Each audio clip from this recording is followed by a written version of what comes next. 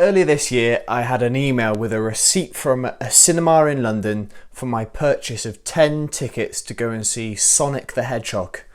I was really confused. 1, I'm in Cardiff, not in London. 2, I don't think I'm even popular enough to have 9 friends to invite to the cinema. And 3, Sonic the Hedgehog, really?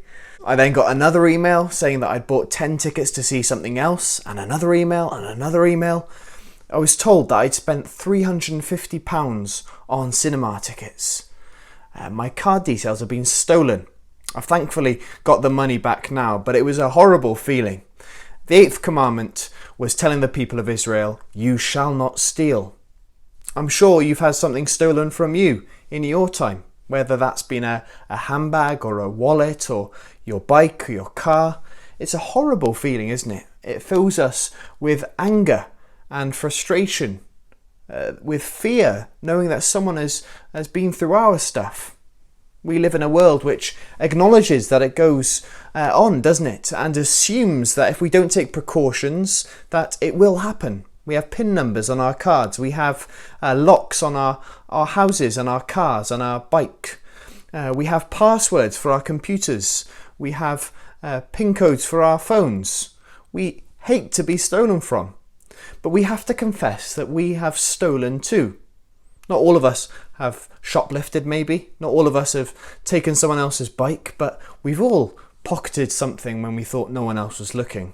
We've all stolen from our employers. Maybe it's even time that we've stolen when we've stayed longer to chat in the staff room when we should have been back at our desks.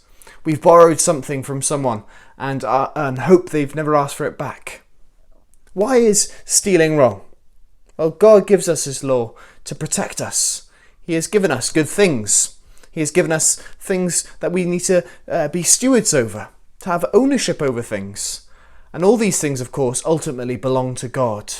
But He has given us these things to care for and look after. And this law was put in place to protect that.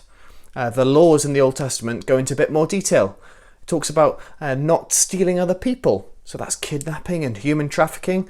It speaks of not stealing animals, other people's livelihoods, or damaging another person's property without paying for it.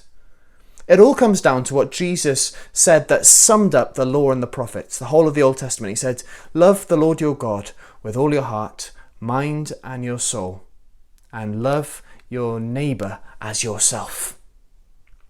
If we steal, whether it's something big or small, then we are not loving. We're not loving our neighbour and we're not loving God.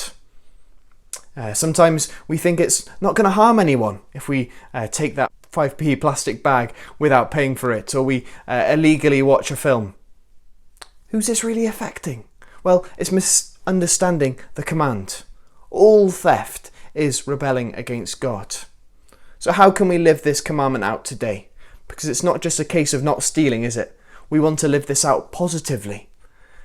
You see, the people of Israel were commanded, not just commanded not to steal, but they were commanded to give generously, to be proactive. So when they were told to collect from the fields, they were told to leave things behind for those who were poor and needy. They weren't to go back a second time to check if everything had been collected. They were to leave it open for the poor and for the needy. Where does this sort of attitude stem from? Well, in 2 Corinthians, the Apostle Paul speaks of how Jesus fulfilled this commandment in his life. It says, "For you know the grace of our Lord Jesus Christ, that though he was rich, yet for your sake he became poor, so that you, by his poverty, might become rich."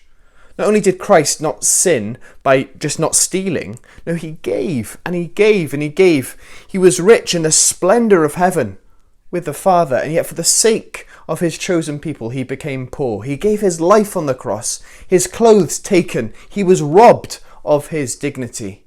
The only innocent one crucified between 2, thieves. But through this act, we can know forgiveness. And now we live transformed lives as Christians. So let us be like Christ today.